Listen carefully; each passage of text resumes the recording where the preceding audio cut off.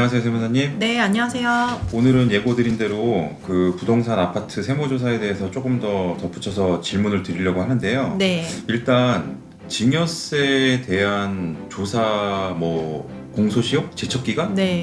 이걸 제척기간이라고 하죠? 그렇습니다. 네. 예, 제척기간이 어떻게 돼요? 기간이? 증여세 같은 경우는 상속세도 마찬가지지만 보통 이제 10년에 해당하고요.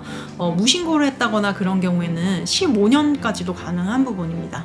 상당히 기네요. 네, 깁니다. 예, 실제로 10년이 넘어서 네, 세무조사로 나와가지고 저희가 대응을 했던 적도 있었어요. 네, 네, 실제로 맞습니다. 나왔던 적이 있었고 네, 큰 금액도 아니었지만 굉장히 저희도 놀랬던 네. 뭔 큰 죄를 져가지고 그죠? 그렇게 그렇죠. 오래전에 네, 대학생 때 받았던 어떤 네. 그런 것들 때문에 그랬나. 네, 근데 어쨌든 이제는 부동산에 대해서 세무조사는 워낙 쉽게 나오고 있는 상황이다 보니까요. 네. 그리고 이제 나오는 이유가 이런 것 같아요. 그때 당시에는 시스템이 이렇게 발전되지 않았었다. 그렇죠. 네. 근데 AI 시스템을 지금 계속 업그레이드하고 발전시켜서 활용하겠다라고 국세청에서 연초에 이야기를 했잖아요. 네, 네, 맞습니다. 그러다 보니까는 안 걸렸던 게 걸리는 것 같아요. 네. 그러다 보니까 과거 것도 보게 되고. 네, 어떻게 네. 생각하세요? 아무래도 시스템 자체가 발전을 하다 보니까 전산 자료로 검토해서 수집해 낼 수 있는 자료 자체가 많아졌다고 보시면 되고, 사실 또 다른 부분에 있어서는 국세청뿐만이 아니라 이제 한국부동산원 그리고 시군구 지자체에 전담 팀이나 부서가 따로 생길 정도로 이 부동산 검토에 있어서 사실 예전에 비해서 굉장히 들여다볼 수 있는 기간이 이제 많아진 거죠. 그러다 보니 과거보다 포착되는 그런 증여 혐의 이런 부분이 더 많아지게 된 겁니다.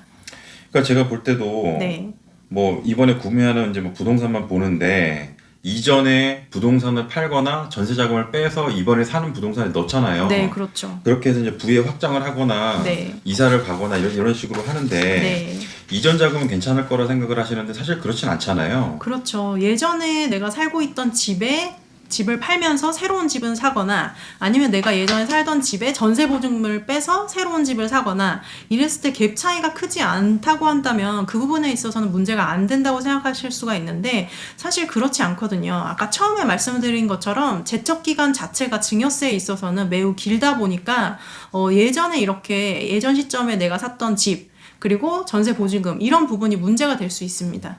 그리고 이제 좀 제가 한 가지 말씀드리고 싶은 게 많은 분들이 이제는 대기업을 다닌다든지 네. 연봉이 어느 정도 되고 그리고 이러신 분들 같은 경우에 소득금액 증명을 자꾸 얘기하시는데 네, 사실은 그거는 본인이 받은 총 금액에 대한 거지 그렇죠. 거기에서 쓰고 남은 돈이 내 돈이잖아요. 네, 네, 맞습니다. 그래서 제가 이제 얘기 드리는 게 12월 31일 날 내 통장에 찍힌 거나 네. 남아있는 돈이나 주식이나 코인에 들어가 있는 돈이 내 자산인 거지 네.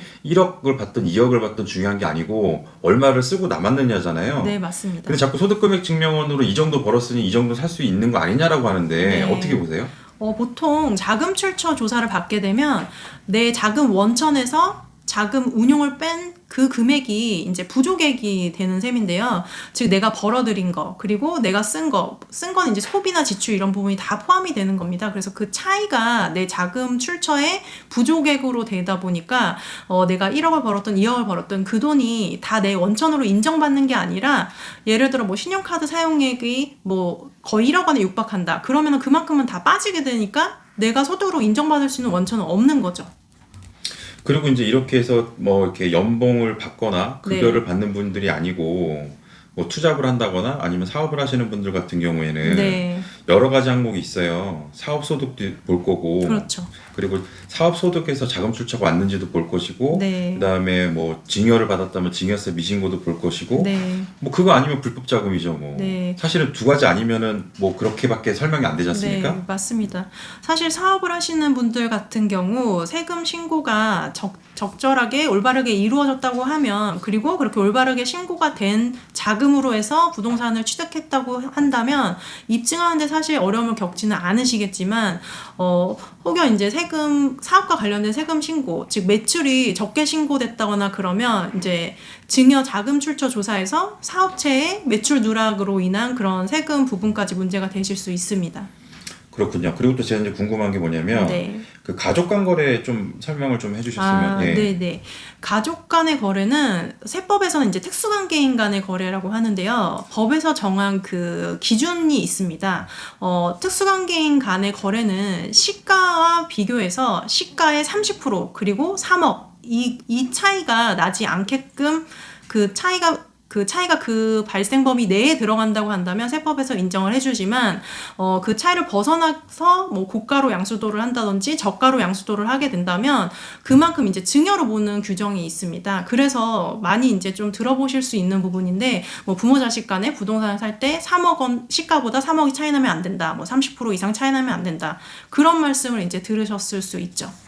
근데 이게 오해하시면 안 되는 게 비싸도 안 되고 싸도 안 되는데 그 네. 기준이라는 거는 명확하게 확인하셔야 돼요. 네, 네, 맞습니다. 최대 3억 30%인 거예요. 네. 그리고 실제로 더 꼼꼼히 볼 가능성이 높잖아요. 네, 아무래도 부모 자식 간의 부동산 매매라고 한다면 실질적으로 이게 증여가 아니라 실질적 매매가 맞다는 것을 내가 입증해야 될 책임이 있어요. 그렇다 보면 이렇게 부모 자식 간에 거래할 때 특히 유의하셔야 되고 그리고 거래 가액 기준을 잡는 것 자체도 조심을 하셔야 되는 부분이죠.